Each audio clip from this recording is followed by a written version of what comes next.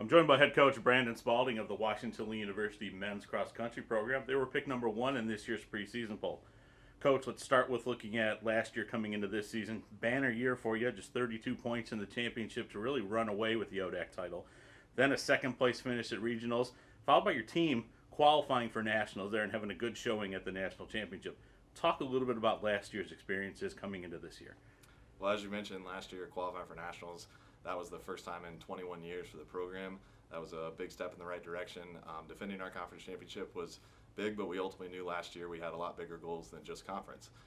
Coming into this year, we feel like that we have a different dynamic than what was last year. Having a guy like Max Strahler sometimes really extends our top five as far as our 1 to 5 time gap. But looking at this coming year, we feel like we can be just as successful. We just have to do it in a different way. Taking a look at the runners you do have coming back this year, you mentioned Max Strahler. He was last year's run of the year, no longer with your squad right now, as are a couple other runners that were keys to your program over the last several years. But you do have two all-conference runners back and a deep squad that's ready to step on up. Talk a little bit about what you expect, not only from your two all-conference guys, but from anybody else that's returning to your squad that could step up this year. Yeah, looking at last year, I believe we put 10 guys in, I think, the top 25.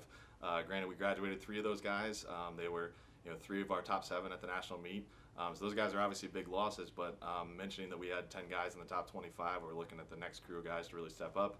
We have a couple of impact first years we're really looking at to fill some gaps. A guy like Austin Kenny was our number 8 at the national meet, being our alternate. Ran really well in the track, finished 3rd in the outdoor 10K. He's a guy I think that's really going to fill gaps for us. Hank Patrick, Joe Carmody are guys that were in that 8, 9, 10 range who we really expect to fill gaps this year as well. Freddie Marks, Daniel Cope are 2 first years coming in that we expect to be in the tops, or fighting for positions in the top 7. But overall, I mean, it's just about next man up in our program. We've had the experience of having 3 of the same faces for about the last 4 years, as far as Max Strahler, Ian McDonald, those guys always being there. So it's going to be interesting how those guys end up filling the gaps. But I do feel like the next tier guys are prepared to take on that role. So you talked about your incoming class coming through, and that's obviously important to any squad, including yours at the top. Have a little bit of target on your back, and when you look at the league, you got some teams that look like they're up and coming, some teams that are having a little bit of a resurgence. Talk a little bit about what you see from your perspective of the ODAC this year. Yeah, I mean, as you mentioned, and I've talked to the guys about since last spring, is we're not a surprise team anymore. We've been there, done that over the last 2 years, and the rest of the conference, rest of the region definitely identifies us as a team as they would like to go after and have a chance to contend with at the conference and region level. When I look at the rest of the conference, my first gauge goes on Bridgewater. I think that Bridgewater, between Jamie Heigl and Max Weidman, that they have 2 of the best returners, I feel like, in the region. Those guys ran really strong on the track. I fully expect them to be a good team. Flynn always puts together a really good squad. It's just going to be interesting to see how they fill the gaps in depth. A team like Lynchburg lost a lot with seniors last year, so it'll be interesting how the younger guys fill their gaps. I don't know what they have coming in. Then you look at the next teams like Eastern Mennonite, Shenandoah, Virginia Wesleyan, Roanoke. I definitely see some of those teams starting to get in the mix as far as filling individuals with all conference spots, or even moving up into that top 3 of the conference.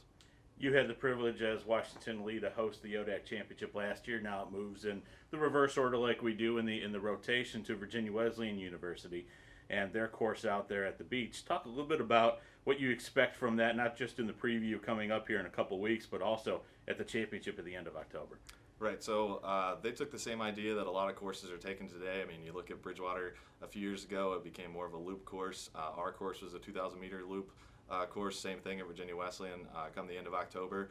So it does set up an interesting dynamic because there's not a lot of courses during the year that are going to be like that, but I think that a course like that is very spectator friendly, and I think that's important at a conference championship. The course overall there, I mean, it's going to be flat. It's definitely not going to be Vista Links like last year. There'll be some decent turning around the course, similar to last year, but you take out the hills, I think it's going to lead to a much faster course. It is pretty wide open when you're running around some of the practice fields that are on campus there.